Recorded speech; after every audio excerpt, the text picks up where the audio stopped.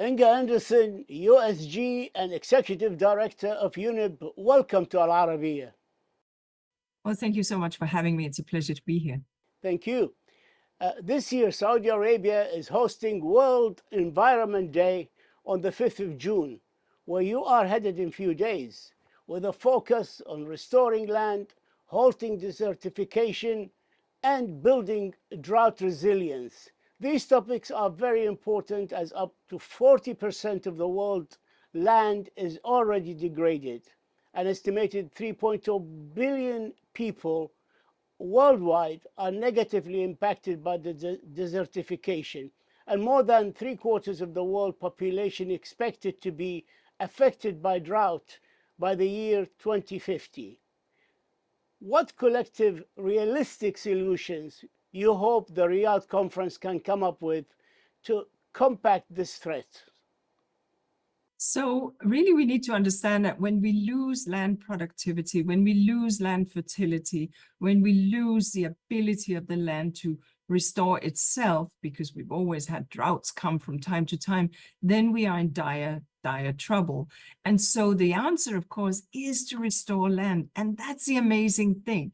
If we give nature just half a chance, just a little bit of a leg up, then it will restore. And so restoration, land restoration is really the theme, because that is the answer to desertification and to drought resilience. So what does that mean, of course? Well, when we have these billions of 2 billion hectares of degraded land, another point today in our world, of course, what we want to do is to bring these landscapes back into working landscapes. So how do we do that? Well, we begin by planting things on it that will bring a degree of soil moisture, that will hold the soil so we don't get dust storms, so that we will get a better hydrological cycle, because the trees will breathe out, if you like, and therefore create moisture, local soil, moisture in the air, and create rainfall. And that is, nature is amazing, and nature will restore itself. And so we're absolutely delighted that Saudi Arabia has put up its hand and said, we will host World Environment Day, and we will also host, they have said, the Convention of Parties, the Conference of Parties for the Convention on Desertification later this year. This is big because Saudi Arabia is also suffering from land degradation, but Saudi Arabia is also a great supporter at home and abroad of land restoration and anti-desertification measures. That's the focus of this, because as you rightly said, 40% of the world's population are impacted by land degradation. And this is something that is entirely within our reach to stop. Actually, I'm rather pleased that you mentioned the conference, the desertification conference in December of this year. Saudi Arabia is leading the G20 Global Land Initiative, launched during its G20 presidency in 2020, and will host the largest ever UN conference on land and drought in Riyadh between the 2nd and the 13th of December 2024. How important is this conference? Oh, absolutely. This is the Desertification Convention, as it's called. It's a sister convention to the Climate Convention and to the Biodiversity Convention. 3 conventions were agreed in Rio in 1992, and they are called the Rio Conventions. And the Desertification Convention will hold its COP16, the 16th Conference of Parties in Riyadh, as you rightly said, in December. And of course, I very much expect to be there and plan on being there, because desertification and land degradation and land restoration and drought resilience are core to the mandate of the United Nations Environment Programme.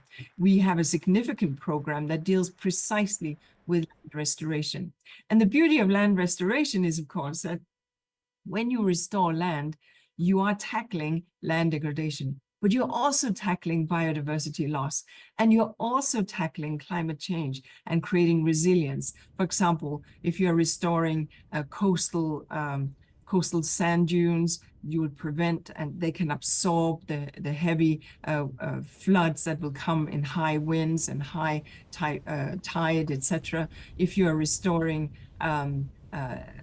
landscapes within a city. You are also, on the one hand, reducing dust, etc., but you're also creating like a sponge effect when you get heavy storms, so that land can absorb that. So the truth is that land restoration is like this magic key.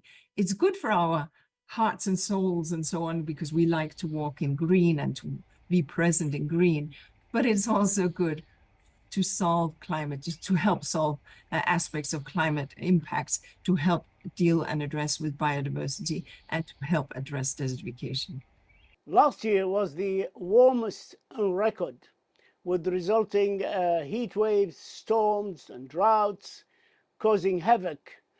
Millions of people died from the pollution of the air and the land and water. Rainforests continued to shrink, and population of species crucial to the ecosystem health dwindled.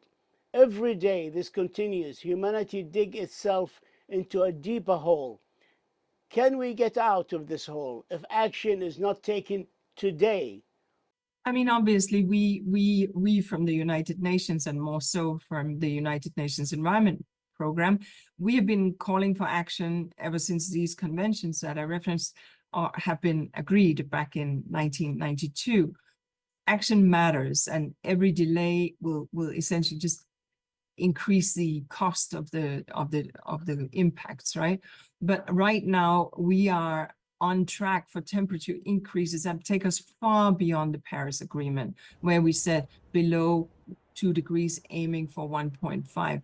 And we are seeing exactly, as you say, all these hits that we are getting, storms and fires and droughts and heat waves and so on, causing all that havoc, as you mentioned. And that cost is increasing on a daily basis. There's hardly a day where our TV screens are not full of some sort of catastrophe and calamity. I speak with you from Kenya. We suffered from 4 years of extreme drought, and now we're suffering from extreme inundations. So no country in this world is immune, whether you're rich or whether you're poor. Climate, we live with the same climate. And so here, I mean, if we delay, the invoice will just be more expensive. The number of people that will suffer will be more. And so it's good that we've seen some progress, right? In COP28, we did see the loss and damage fund agreed.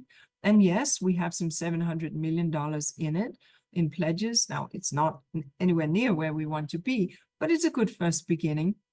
We saw countries signing up to and agreeing to triple their renewable energy, and we saw countries agreeing to double their energy efficiency.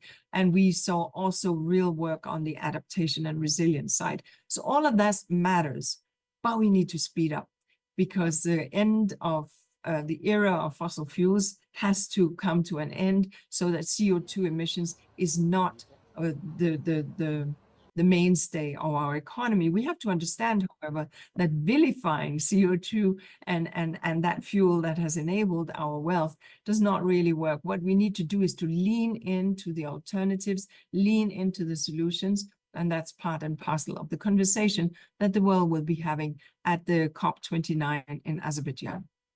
There are 6 countries that share the Amazon rainforest.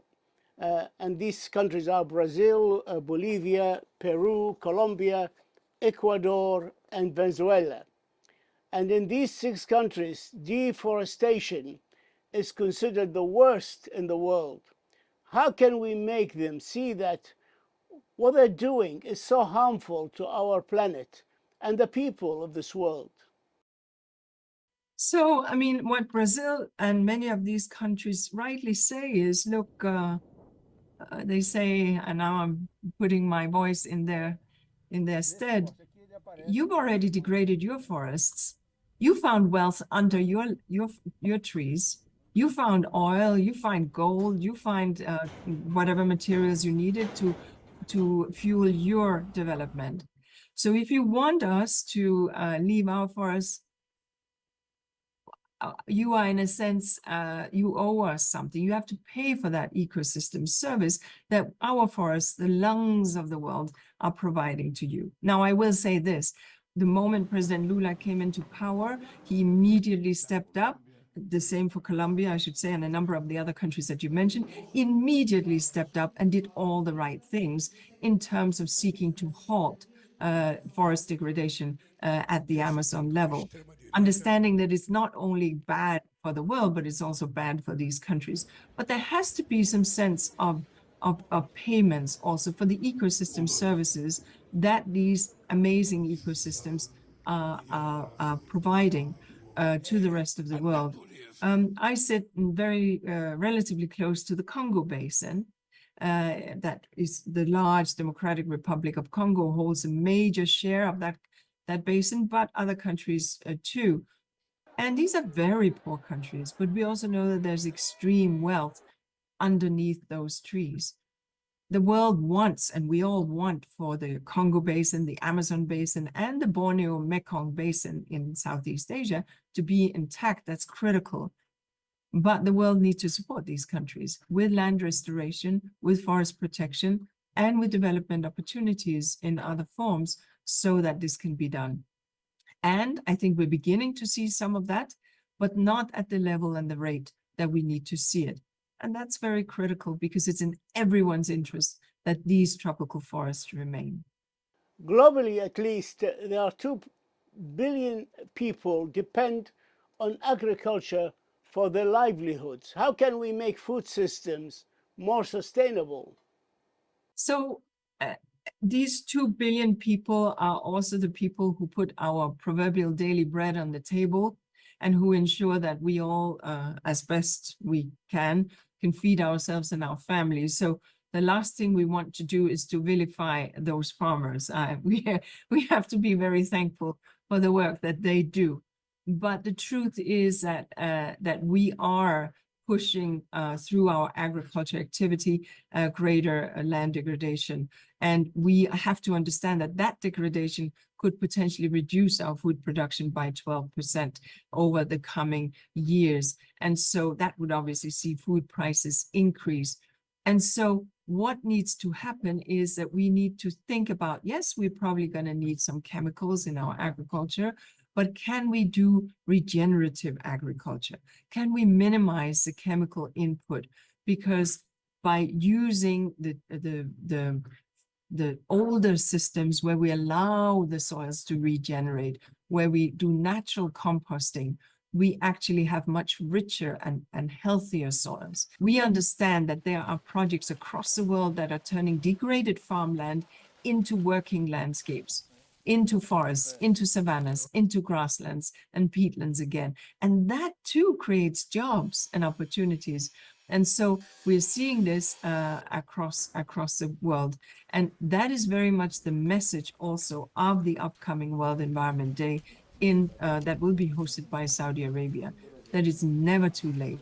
Nature, if we just give it a break, it will bounce right back. And we saw that during COVID, where all of a sudden we were locked in our cages and nature kind of took over our streets. And we could all of a sudden see a deeper sense of horizon because we were not polluting. The same with land. If we give it a little bit of a break, the seeds will come right back. And it's a miracle of our amazing planet. Can you talk to us about the importance of the partnership between United Nations Environment Programme and the Kingdom of Saudi Arabia? Now, this is something that we place huge value on, and I had the privilege of visiting the Kingdom earlier this year. And obviously now with the Kingdom hosting the World Environment Day and hosting the Desertification Conference of Parties, COP16, it will grow even deeper. But we have had a collaborative relationship with the Kingdom for decades. And we take a very much of a cross-government approach. And because so it's not just, for example, land degradation that we are collaborating on, but it's also air pollution, it's also cooling, it's also climate-related issues and very much biodiversity-related issues. These things hang together. And when I was in the Kingdom earlier this year, I had the great privilege of visiting some of these restoration programs that the Kingdom of Saudi Arabia is supporting. And from this highly arid landscape, what is remarkable is, as far as the eye can see, you could see it regenerating. And how did they do this? Yeah, with a little bit of protection so that there would be no goats and no grazing, and with planting of native species that will then, they are hardy species, and they will then regenerate. And as they regenerate, under those species will be greater soil moisture, and land will repair itself. So I think we're really looking to Saudi Arabia to continue to be a strong supporter of UNEP's work at the global level, but also being really a shining example of what can be done through what it's doing at home. I'll come to talk about money now. The annual adaptation costs in developing countries are estimated at about $70 billion and are expected to rise to 140 or even 300 by the year 2030. How hopeful are you that sufficient resources will be allocated? Well, of course, and the numbers you quote are indeed from UNEP research, and we stand by them. Our concern is, of course, that, so it's a broad bracket that we came up with there in terms of the costs, because it depends on the actions we take. And therein lies the issue, right? If we do the decarbonization as we promised one another back in Paris, if we invest in the adaptation that you rightly say we must, and which we also promised each other in Paris, well, then we really will prevent the high cost. Then we really will prevent losses and damages to the extent that, for example, what we saw in Pakistan in 2022. So the question is, are we ready to take this on? Or do we want to kick that can down the road because it's inconvenient? Because politicians think that, oh, I can kick it down the road to the next politician, so I don't have to deal with it. I hope and I trust that we have the political wisdom and the political leadership that understands that this, in spite of other crises, in spite of wars, in spite of calamity, in spite of geopolitical tension, which we understand, this cannot be delayed because the costs will be so much higher. And who will be paying the price? We all will, to an extent, but the poorest people, the people in the global south, the people who live with high degree of aridity, will by any measure pay the highest price. And that just cannot stand. So how confident am I? Look, my job is to be in the ambition business and in the hope business and in the pushy business of getting the facts and the science out to the world and being unequivocal about what the world needs to do. So I will say that I am confident because more and more people are demanding it, because people are taking environmental issues with them to the dinner table, to the boardroom, to the school class, and to the voting booth, and into the ministerial offices. So I think that, yes, we will get there, but we are getting there too slowly and we have to speed it up. Inga Anderson, Under Secretary General and Executive Director of United Nations Environment Program, we thank you for this exclusive interview, and we thank you for your thoughts and your insights and for all your good efforts to save our world. Thank you. Thank you so much. It was a pleasure. Thank you.